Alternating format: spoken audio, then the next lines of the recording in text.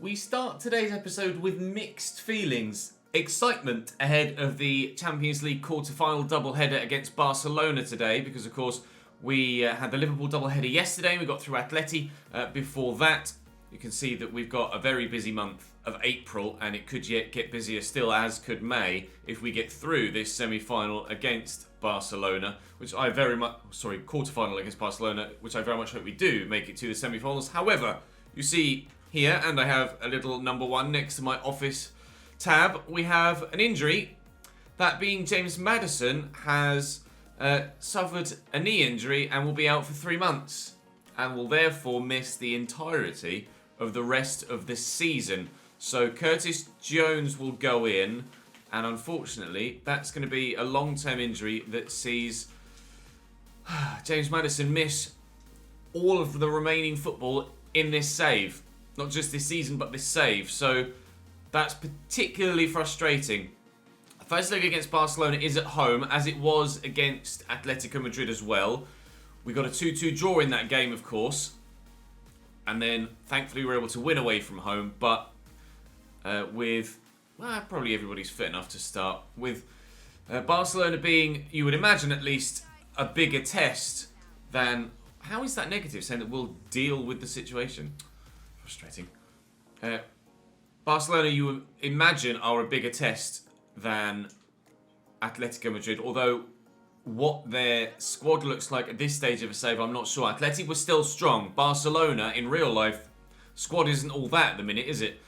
So we'll have to wait and see what they look like here. Calvert-Lewin up top, Trincao on the right, Fati on the left, and Kunku at cam, Frenkie de Jong and Goretzka.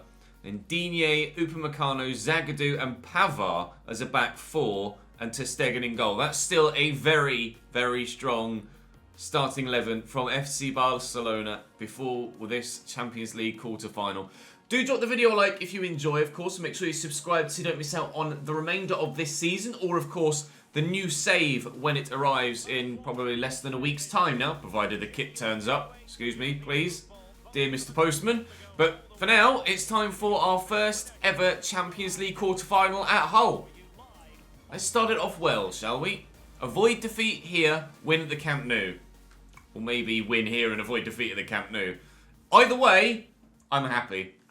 Zagadou lofts that forward from the free kick. Sangare wins the header. And, well, the back four is looking solid enough. And so far is solid enough. Upamecano and Dan Axel Zagadou is a hell of a physical back central defensive partnership, isn't it? Pretty remarkable. Frenkie de Jong is going to be the creative force, you imagine, and Kunku the man that's going to link front to back, or midfield to the very front. Dominic Calvert-Lewin, a player we're very familiar with. Ansu Fati, a rising star in the world of European football, and Garcia Villa gets a good block on Frenkie de Jong's first shot. Barcelona create first. Garcia Villa, a player who Barcelona have previously bid for in this save, getting the ball away. Lautaro out to Wilkes. Took a while to get to him, but he should have the legs on Frenkie de Jong, and I'm going to try and drill this across. It's poor. It's poor. Should have played a through ball or a cross rather than trying to just drill the pass, because it then tried to aim it straight at the man. That's my fault for trying the wrong type of cross or pass, and unfortunately we won't, on that counter-attack opportunity, take a 1-0 lead. Thankfully we aren't 1-0 down because of the block from Garcia Villa, although Ansu Fati will try again when it comes to trying to create the opportunity, and Kunku is in, Fati, and it is now 1-0 Barcelona. Ansu Fati does have his goal, and Anna got a hand to it, but shot power too much there, and rifled into the top of the net, and headbutting the corner flag. Ansu Fati, after scoring his goal, is now going to have to leave the field injured. It was a strong challenge from Sturyu that left him on the ground in a heap, but it was a fair challenge. It was strong, but it was fair. You'll see it here. Sturyu arrives, wins the ball, but certainly through the man as well. Referee didn't call a foul. I don't think it was a foul, but great. Paul Pogba comes on in Ansu Fati's place. Although, what formation they're playing now, I'm not sure. Unless Paul Pogba's gone wide left, has he? At the minute, as things stand, Paul Pogba is playing as a left winger. Wait and see what sort of impact he can have from that role. I'm having to give them possession back, obviously, as their player went off injured. It's the sporting thing to do. And be very sporting of Barcelona if they'd let me score a couple of goals as well, if you don't mind. Thank you. Trincao. Back to Goretzka. Over the top, looking for Trincao again. On the end of it, stands the cross up. Pogba's there in that left wing roll. I tell you what, if that flies in, I might as well just put the controller down and let Barcelona win. Because that would have been unbelievable. Cancelo to Wilks. Lautaro. Oh, sharp footwork. And not the acceleration to get away from Frenkie de Jong. Here's Paul Pogba. Thank you, says Leonardo Sturdy. We'll have that back. Really good, solid tackle there. Curtis Jones turning well. Forward to Malik Wilks. And down the right-hand side, pushing is Joao Cancelo. Lautaro is there. We use the runner Wilks. He's in the box. Oh, it's a great first touch. Oh, and you should have scored. Try it again, Malik Wilks. Oh, can't believe he hasn't tucked that away. A brilliant stop by Marc-Andre ter Stegen, and I was certain we were going to equalise there. Certainly a positive start to the second half at the very least, knowing that we can get in behind this Barcelona defence, which we have struggled to do so far in the game. We just need to do it again, and next time, actually fucking score. And there's Barnett. Wilks has made a good run, and he's gotten past the defender. This time, please, Malik. Ter Stegen again. Big save. Sangare should win this header, and he's done well. Neto will fire this into Barnett. And here's Keane Lewis Potter. Can't get there. Benjamin Pavard beats him to it, and I found him in the process of trying to shoot, not tackle. Upamecano back to Marc-Andre ter Stegen, who has certainly kept Barcelona in this tie now in this second half. We've been much the better side. But we could still fall further behind. Trincao standing up Callum Elder, getting it out to Benjamin Pavard. And Leon Goretzka gets past the challenge of one. Can't find his teammate, but Ricky Puig does brilliantly. Calvert-Lewin looking to work it on his right. We get a tackle in. Is that going to go out? And Nana came for it, but didn't commit. And it is to be a corner. Come on. Pogba to deliver. Can we catch him on the counter from this set piece? Potentially. That's going to be another corner, I think. Is it? It's a throw, in fact. So they will at least drop more bodies back defensively, frustratingly. Almost would have rather given them another corner so that more players pushed forward. We get a tackle here without fouling the man. It's a lovely ball around the corner to Trincao again. And it looks like we might well be losing this first leg by a goal to nil. Albeit we could easily have been level if it weren't for two excellent saves from Marc-Andre ter Stegen from Malik Wilks. Nicely intercepted by Callum Elder, but I've lost possession again. Nice block. Only 1 minute added on. Oh, come on. Why has he used his head there? It's going to be 1-0, but I wanted him to use his feet there to just pass that away. Yikes. A 1-0 defeat in the first leg against Barcelona then. But only by a single goal.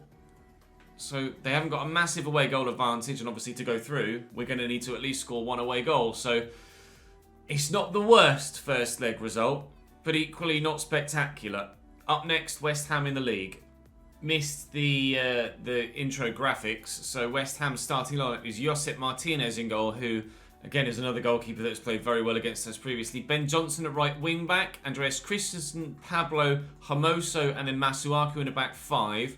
Buendia, Richard Sanchez, and Patrick Berg in a midfield three with Pablo Fornals on the left and Abel Ruiz up top. That's probably more of a 5-2-3, is it, with the two wingers? No, it's a 5-4-1. It is actually a flat four in midfield. Buendia, Sanchez, Berg, Fornals, and then Ruiz up top on his own. I've made two changes. Wallace is in instead of Curtis Jones to see if he can have a better impact in that central midfield role. And then Bayard comes in at right back for the slightly tired Joao Cancelo. Want to bounce back from that Barcelona defeat with a victory at home on this occasion to then go and carry that form to Barcelona and win that second leg. That's the plan. Let's follow the plan through. Inside to Berg.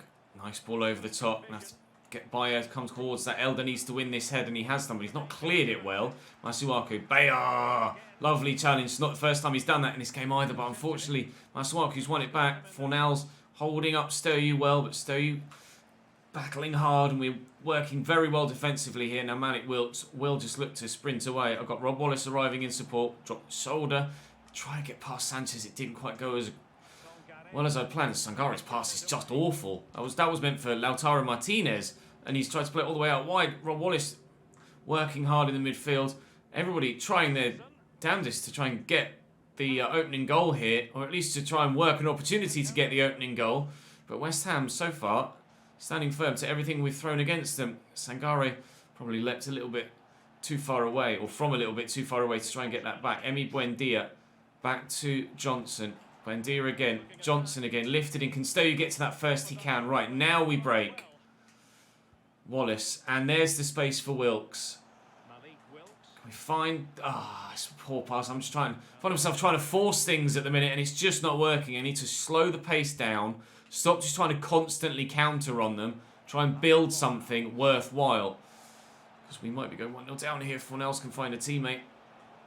Good tackle. Good tackle. Right. Slow it down. There's no need to just race away on a counter. We know that that works well sometimes. But it doesn't work well all the time. And it hasn't worked well for me at all in this game so far. So take your time. Pick the right pass at the right moment. And you will find a way through, Ches. King Lewis Potter's made a good run. And there's the way through. And there is a goal to go in front. Heed your own advice more often, Chesnoid. Hull City 1, West Ham United 0. West Ham in a dangerous position. Buendia drifting inside. Sanchez trying to do the same. Sangare stands there firm. Just throws a toe in and gets the ball away. Berg does the same, but that's fallen kindly for me. Tottenham take the lead against Manchester City. That could be huge. Lautaro Martinez plays for Charlie Barnett, and that should and will be a second for us as well. Please, Tottenham Hotspur, hold on against Manchester City. If we can win here and Tottenham can beat City and then we beat City in our game against them, we could have a 6-point swing in our favour in just those 2 games, leaving another 6 games available to try and turn the tide around at the top of the table. It would be huge for us if Tottenham can hold on there, because with a 2-goal advantage here now, you would imagine that we'll see this through. Gives us hope that we can get a positive result against Barcelona in the second leg. It gives us hope that maybe the title isn't dead after all, but it does rely in that instance in Tottenham beating Manchester City and ensuring that then we do the same when we play them, and it could be a big 6-point swing. To Sangare. We get a third maybe. I don't know what the goal difference is with City. If there's to be a big points turnaround, then certainly goal difference will swing in our favour anyway as a result of that. I'm so annoyed that they scored a second against Tottenham. I know it's still only a single point that they'll get and they will still drop 2, but we kind of need them to lose as many games as possible between now and the end of the season. They could draw every game, other than the one against us if we beat them, and we could still turn it around. It's probably highly unlikely, but City in this save certainly aren't in the sort of form that City are in real life, which is pretty remarkable right now. Something like 17 or 18 wins in a row now. It's outrageous, actually. It's kind of the City of old, isn't it? Here's Wallace trying to find the third for us. It's not to be, but we will get the win. We will get the win. Hull 2, West Ham United 0. And we will hopefully close the gap, unless City have pulled out a third out of the bag, which I certainly hope they haven't. Dear Tottenham, have you done a madness? You have not. It's 2-2. Briefly saw a 3 there just below in the Everton scoreline, and my heart skipped a beat, but no. They have been able to hold on for a point there, City. So we will head now into the second leg against Barcelona. And if we can get the same scoreline as we did against West Ham, then we will be through. 2 changes for Barcelona's 11.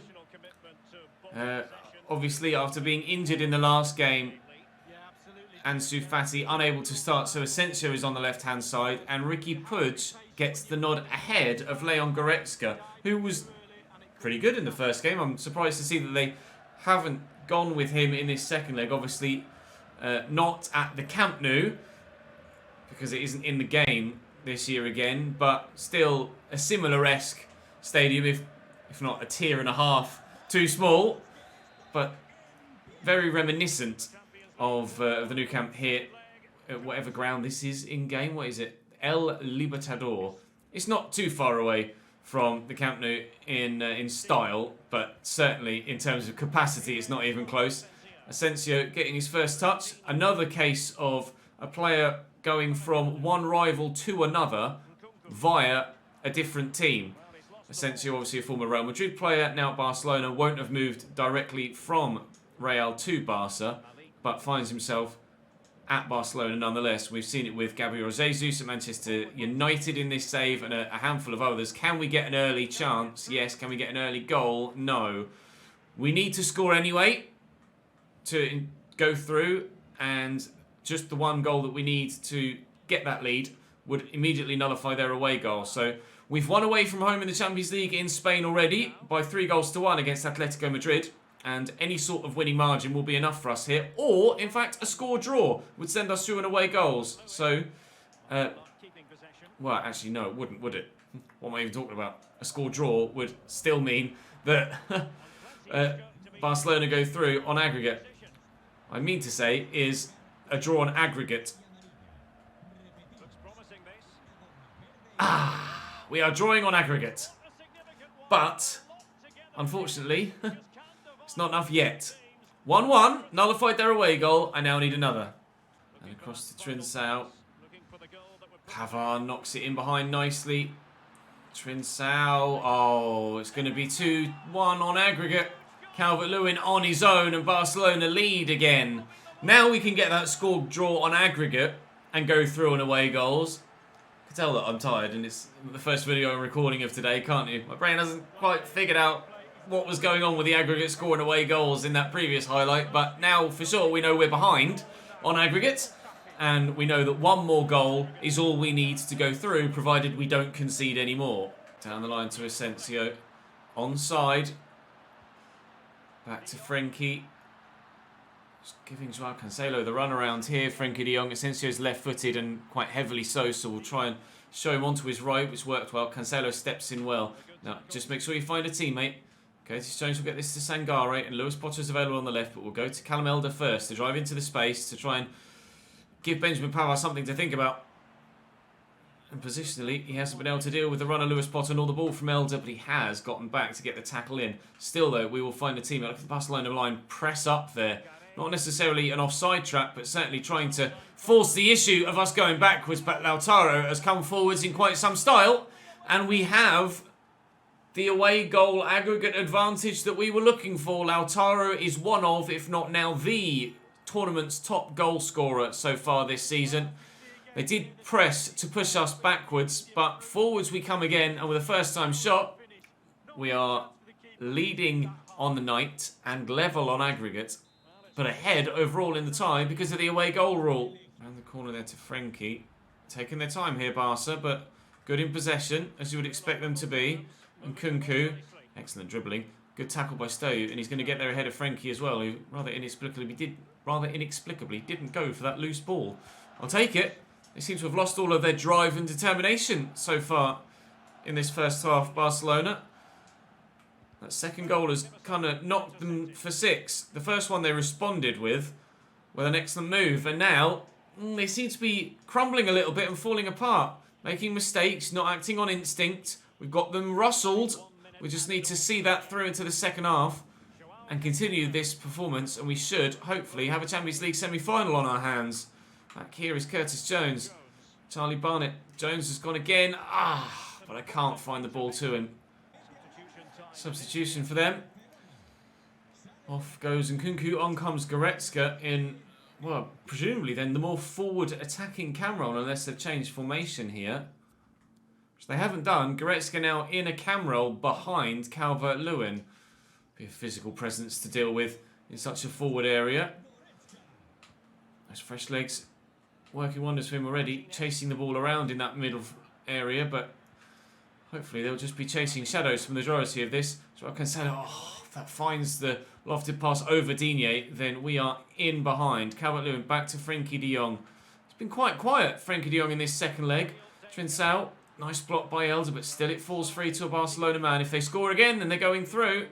We have to at least hold on to what we've got, if not try and build on it to give ourselves a little bit of insurance against what could be a game-winning, tie-winning goal for Barcelona if they find one. Here is Asensio. Don't let him shoot at the near post. Don't let him shoot on his right. Oh, it's fallen kindly for Goretzka, and it's a wonderful reaction save from Andre Onana to keep us in the tie. Wow, it just broke to him with a little bit of a bobble, and he swivels on it, looks to fire it home, and just with the forearm, Onana makes a big save. Very big save. Trincao into Ricky Puig. Curtis Jones with a tackle, and will come away on, well, not necessarily a counter-attack, just a counter-defence almost. Get rid of the ball from our own box. Wilkes played in. We'll switch it across here to Elder. Lewis Potter didn't want to commit with a first-time pass in case he ran offside.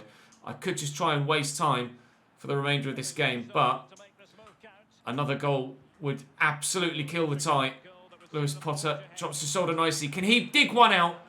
Ter Stegen has been too good in the 2 ties to be fooled by a shot like that, and I should have known better than to try something like that against the German. 10 minutes to go here. It still hangs in the balance.